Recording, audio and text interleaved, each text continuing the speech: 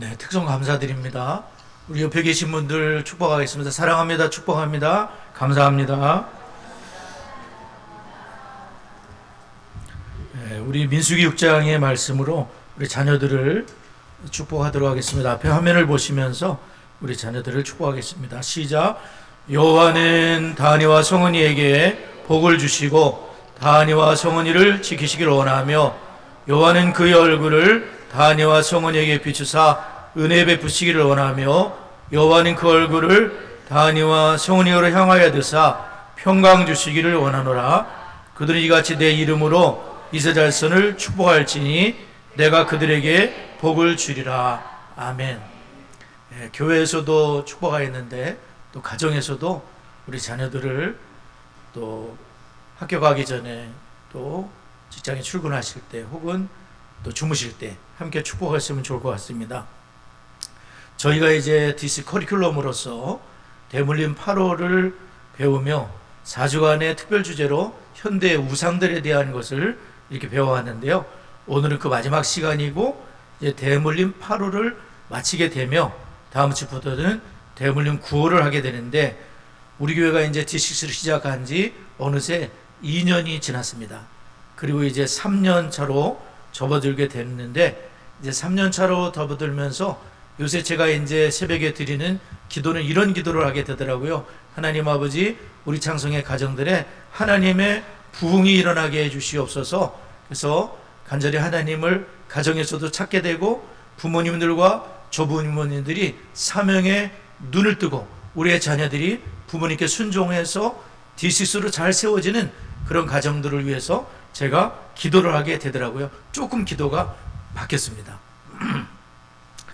이제 우리는 지난 주일에 우리는 이제 시간에 대한 것을 배웠는데 흘러가는 시간이 있고 그것을 이제 세월을 아끼라고 할 때에는 그것을 구속을 해라. 그것을 값지게 사용해야 된다. 그런 말씀을 드렸는데 이제 흘러가는 시간을 크로노스라는 시간이라고 했는데 이것을 주님을 위해서 사용하게 될 때에 그것은 카이로스의 시간으로 바뀌게 된다는 그런 말씀을 드렸습니다. 오늘은 그 마지막으로 헌신에 대한 것을 우리가 배우게 될 텐데요. 우리는 이제 헌신에 대해서 하나님께 영광을 돌리는 그런 삶을 살아야 되는데 첫 번째로는 어떤 욕망이나 쾌락, 사람 또는 사물보다 하나님께 더 헌신하라는 그런 말씀입니다. 우리가 성경을 읽었는데요. 우리 한번 좀 힘들지만 야고보서 4장 4절을 한 번 더 찾아보도록 하겠습니다. 야고보서 4장 4절. 네, 성경 찾는 것도 훈련이니까 한번 이렇게 찾아보시기 바랍니다. 자기 성경을 야고보서 4장 4절 4절만 한번 읽도록 하겠습니다. 시작.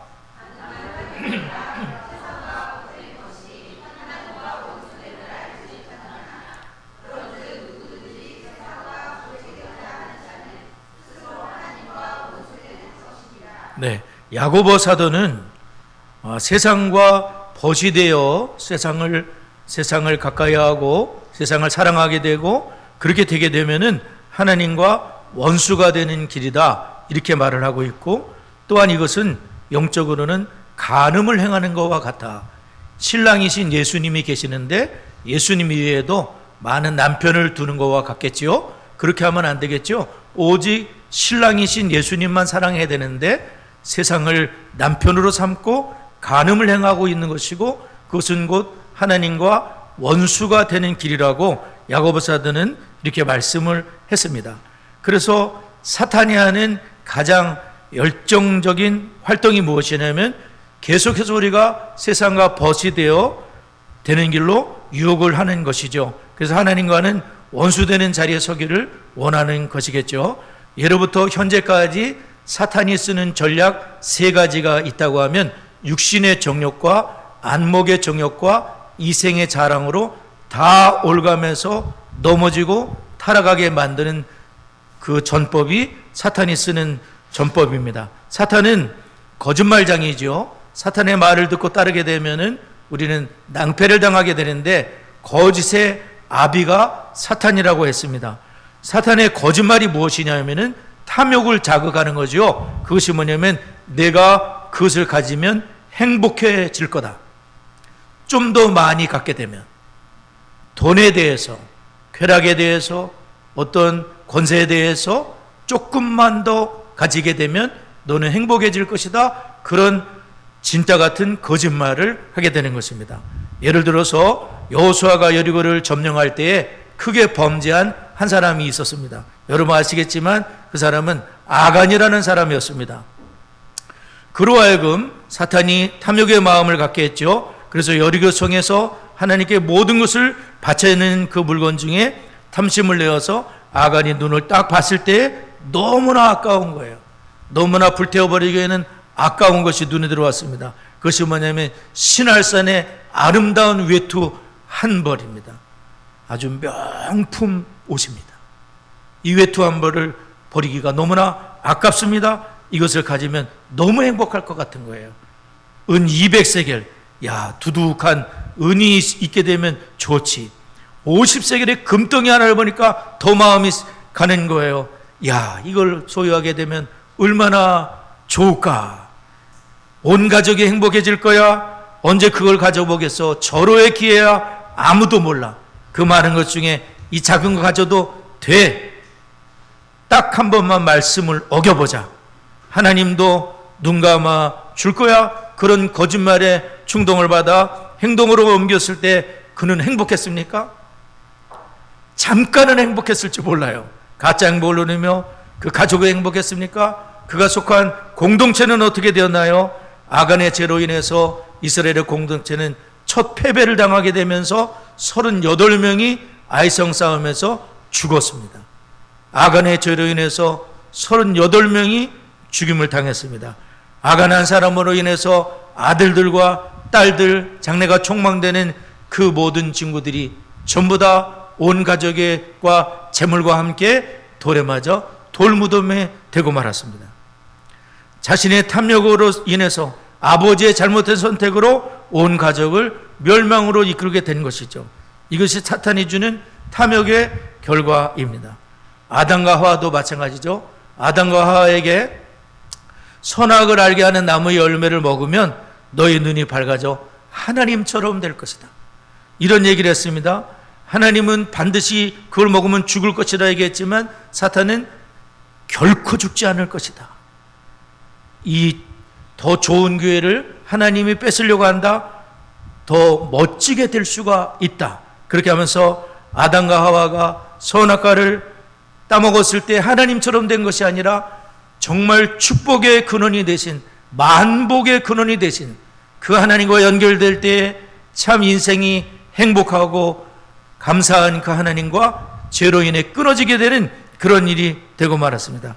사탄의 거짓말을 믿은 결과지요. 육신의 정욕과 안목의 정욕과 이생의 자랑을 따른 결과입니다.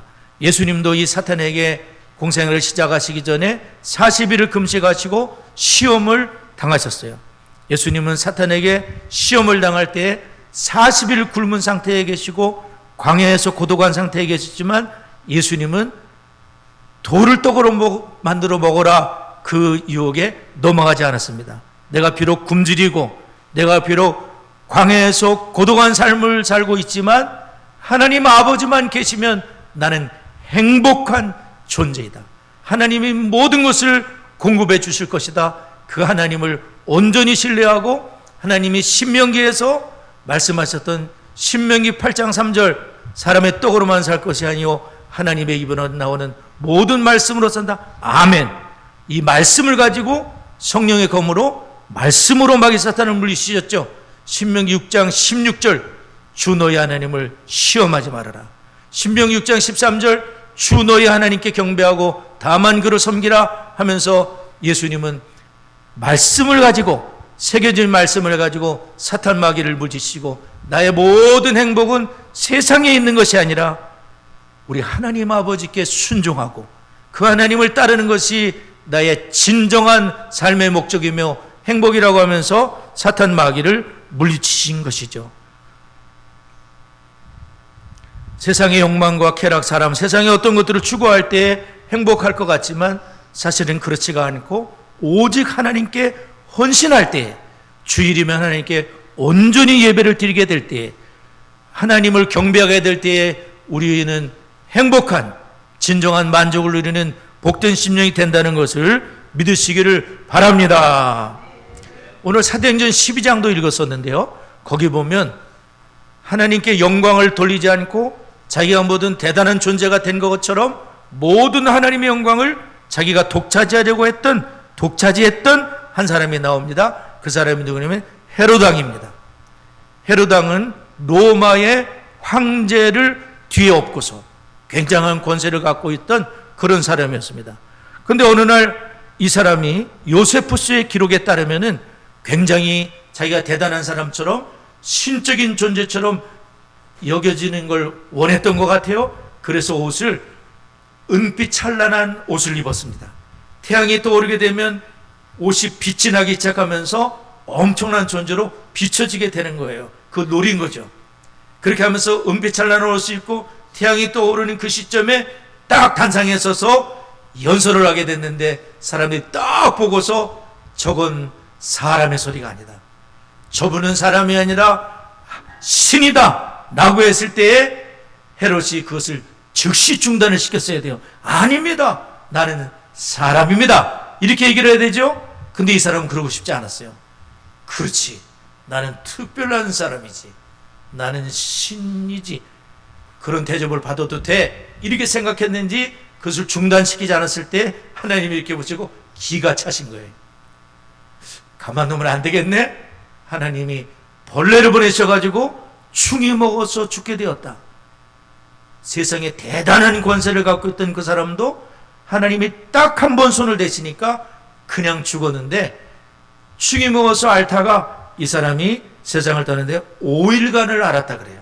아마 이 복부에 고통을 받으면서 5일 동안 앓다가 죽었는데, 그때 나이가 이분이 54살이었어요. 왕이 된 지는 7년이 되는 해였었어요.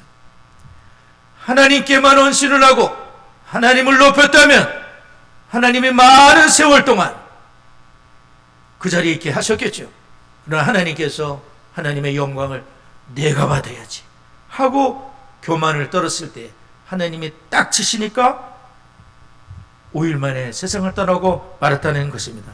인생은 참으로 연약하다는 것을 우리가 알아야 되겠습니다. 지금 내가 이렇게 숨을 쉬고 우리가 살 수 있는 이것이 다 하나님의 크신 은혜지요. 우리가 이렇게 깨어나서 이렇게 살 수 있다는 게 하나님의 큰 은혜지요. 우리는 하나님이 딱 건드리시면 세상을 떠날 수밖에 없는 연약한 존재라는 걸 알아야 됩니다. 우리는 하나님의 영광을 한 점이라도 우리가 차지해서는 안 되겠습니다. 우리가 성경을 보면 하나님의 영광, 오직 하나님께 명령 돌리는 분들 많이 있잖아요. 40년 동안 한 번도 걷지 못한 그런 분이 계셨어요. 옛날에 우리가 안진뱅이라고 했잖아요. 다리 다 굳어가지고 걷는 게 뭔지 모르는 사람이에요. 태어날 때부터 걷지 못한 이분을 베드로하니 은과 금은 없지만 내게 있는 것을 나사렛 예수의 이름으로 일어나 걸어라 했더니 안진뱅이를 일으켰더니 사람들이 전부 베드로 요한 대단한 분이다 라고 했을 때, 베드로 요한은 우리가 아니라고, 내 개인과 경건 무슨 기도 많이 해서 된 거 그거 아니라고, 예수님께서 당신들이 십자가에 못 박은 그 예수를 하나님이 부활시키셨고 그 예수의 이름으로 이분이 걷게 된 것이라고, 예수님께만 영광, 하나님께만 영광을 돌려낸다고 즉시 얘기를 했죠. 할렐루야. 동일한 기적이 사도행전 10장 루스드라에서도 일어났습니다. 바울과 바나바를 통해서 나면서 걷지 못한 분을 바울과 바나바가 일으켜 세웠습니다. 그때 사람들이 바울과 바나바를 신처럼 대접을 하는 거예요. 바울은 제우스 신이다, 바나바는 헤르메스 신이다 라고 하면서 막 소를 듣고 와서 화관을 가지고 제사를 드리려고 했습니다. 그때 막 뛰쳐나가서 바울과 바나바가 아닙니다, 이어 우리가 복음을 전하는 것은 이 어리석은 일을 버리고 사시고 참되신 하나님께로 돌아오라고 복음을 전하는 것입니다. 우리는 똑같은 인간입니다. 우리는 사람에 불과합니다. 하나님만 경배하세요 라고 하면서 하나님을 높여드렸어요. 하나님이 바울과 바나바를 얼마나 귀하게 사용하셨는지요. 우리는 오직 하나님께만 영광을 돌리고 육신의 정욕과 안목의 정욕과 이생의 자랑으로 세상에 빠져 가늠하는 우리가 되지 말아야 될 줄을 믿습니다. 두 번째로 하나님께 전적인 헌신을 실천하고 다른 사람을 자신과 같이 사랑해야 된다 말씀하고 있어요. 우리 성경을 한번 찾아보겠습니다. 마태복음 22장인데요. 마태복음 22장 37절 38절 한번 찾아보겠습니다. 마태복음 22장 37절 38절 2절 우리 한번 읽겠습니다. 시작.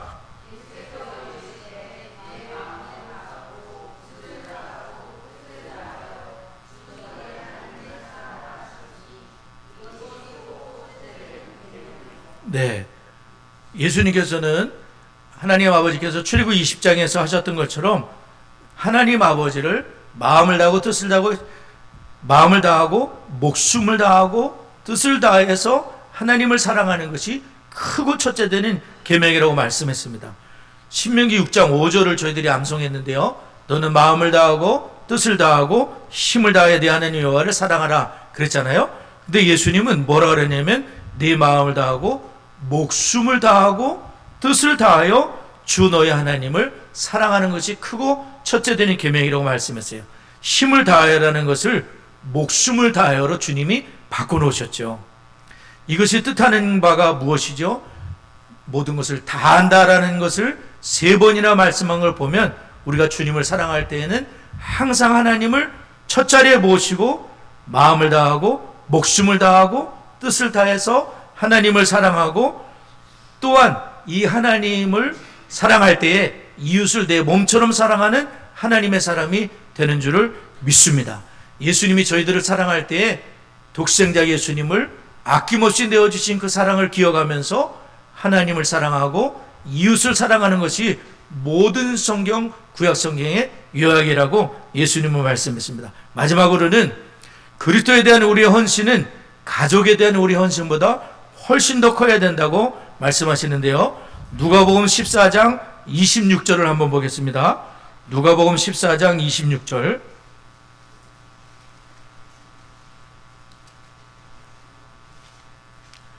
누가복음 14장 26절 한 절을 읽도록 하겠습니다.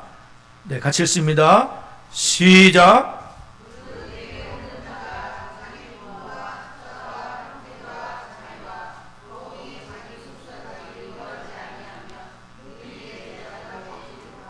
네, 예수님을 따르는 제자는 여기 보면 처자, 부모, 처자, 형제, 자매, 자기 목숨까지 미워하지 않으면 주님의 제자가 될 수 없다. 이 말씀 우리가 오해할 수가 있는데 여기 미워하지 않는다는 말씀은 뭐냐면 더 사랑하지 않는 거예요. 덜 사랑한다는 것을 말하는 거거든요. 그러니까 예수님만을 오직 예수님을 첫 자리에 모시고 예수님을 더 사랑하는 거예요. 가족보다도 아내보다도 남편보다 자식보다 더 주님을 사랑하면 다른 게 우상이 되지 않죠. 주님을 사랑하게 되면 부모님을 공경하게 돼 있어요. 또 부부지간에도 사이가 좋게 돼 있어요. 자식도 잘 사랑할 수가 있어요. 그 모든 첫 번째가 하나님을 첫 번째로 사랑하게 되면 모든 관계가 회복이 되는 거예요. 하나님을 더 사랑하는 거죠. 내가 이 사람들보다 나를 더 사랑하느냐? 주님이 말씀하신 것처럼 우리가 주님을 사랑하면 사랑할수록 부부지간도 좋아지게 되고 자녀도 사랑하게 되고 하나님 말씀대로 양육하게 되죠. 반대가 되면 어떻게 될까요? 자식을 더 사랑하고 돈을 더 사랑하고 그렇게 되면은 거꾸로 되는 것이죠. 그래서 우리가 오직 주님만을 최고의 자리에 모셔야 돼요. 골로새 1장 18절에 보면 그는 몸인 교회의 머리시라 그가 근본이시요 죽은 자들 가운데서 먼저 나신 이시니 이니 친히 만물에 으뜸이 되려 하심이다. 예수님은 만물의 첫 자리를 차지하시는 분인 것을 우리가 기억하고 우리 주님을 첫 자리에 모시고 마음을 다하고 뜻을 다하고 힘을 다해서 목숨을 다해서 하나님을 사랑하는 그것이 헛된 인생이 아니라 참으로 값진 인생이요 시간을 낭비하지 않는 인생이요 하나님께 영광을 돌리는 복된 인생인 것을 기억하시고 주님을 모든 복의 근원이 되신 주님을 첫 자리에 모시고 그분을 예배하고 경배하는 우리 모두가 될 수 있기를 바랍니다. 우리 잠시 기도하도록 하겠습니다.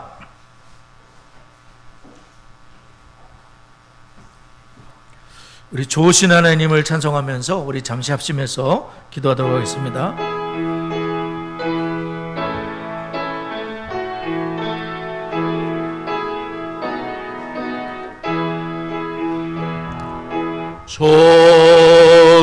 좋으신 하나님, 좋으신 하나님, 참 좋으신 나의 하나님, 우리의 기도를 응답해 주시는 참 좋으신 참 좋으신 나의 하나님, 한없는 축복을 한없는 축복을 우리에게 주시는 참 좋으신 나의 하나님. 우리 들은 말씀을 기억하며 잠시 기도하겠습니다. 첫째는 쉐마의 말씀처럼 마음을 다하고 뜻을 다하고 힘을 다하여 오직 하나님께 헌신하는 가정들이 될 수 있도록 기도해 주시기 바랍니다. 디스를 통해서 부모된 내가 먼저 주님의 제자가 되고 가정에서 내 자녀를 부모의 첫째로 삼게 되는 순교적인 신앙 전수가 이루어질 수 있도록 우리 가정이 살아나는 하나님을 사모하게 되는 그 은혜를 달라고 다 같이 합심하여 기도합니다. 살아계신 하나님 아버지, 오늘 주신 말씀과 같이 하나님이 만복의 근원이 되시고 우리 축복과 행복의 근원이 되심을 기억하고 예수님이 그러셨던 것처럼 마음을 다하고 뜻을 다해서 힘을 다해 하나님을 사랑하는 우리 가족이 될 수 있도록 하나님이 역사하여 주옵소서. 부모님들이 먼저 그러한 신앙으로 세워지게 하여 주시고 사랑하는 자녀들에게 신앙이 전수되는 은혜 역사하도록 하나님 주정하여 주시고 아버지 하나님 인도하여 주옵소서. 각 가정들마다 하나님을 사모하는 부흥들이 일어날 수 있도록 우리 하나님 주장해 주시고 아버지 하나님 인도하여 주옵소서. 네, 성경을 신약 구역 특별 주제로 배우게 되는 커리큘럼에 더 많은 성도님들이 동참하고 교회와 가정이 동역을 하면서 신학이 대물되는 명문 가문들로 세워질 수 있도록 디스 토요 독서학교 가을학기가 이제 시작되는데 성경의 세계관으로 우리 자녀들이 잘 세워지는 은혜가 있도록 수원의 디스스 교회들이 디스스의 마중물 교회가 될 수 있도록 다 같이 합심하여 기도합니다. 살아계신 하나님 아버지, 이제 저희들이 대물림 8호를 마치고 대물림 9호 커리큘럼을 하게 되며 3년차를 접어들게 되었습니다. 하나님의 말씀을 배우는 일에 우리 성도님들이 더욱 동참하게 하여 주시고 하나님 가정과 교회가 동역을 하여 하나님 신앙을 명문 가문으로 세워지는 역사가 나타나게 하여 주시옵소서. 디스토요 독서학교를 축복합니다. 하나님 자녀들이 성경의 시간으로 굳건하게 세워지는 은혜가 있도록 복내려 주시옵시고 수원의 디스 교회들이 아버지 하나님 마중물 교회같이 쓰임받는 은혜가 있도록 성령님이 역사해 주시고 아버지 하나님 인도하여 주옵소서. 예수님의 이름으로 기도드리옵나이다. 아멘.